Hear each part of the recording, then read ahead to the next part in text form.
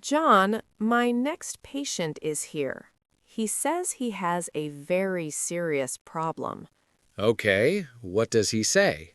He says he has a rare disease. He found it on Google. Again? This is the third patient this week. He is very worried. He has a list of 12 diseases. 12? Okay, send him in.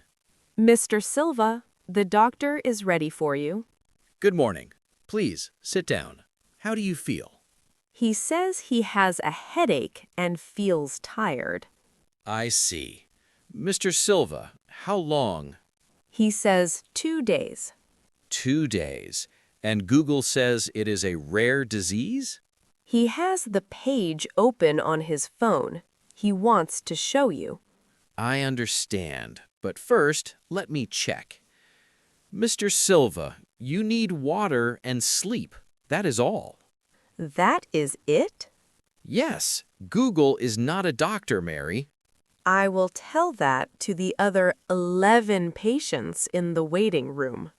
11? They all have the same disease from the same website. It is going to be a long day.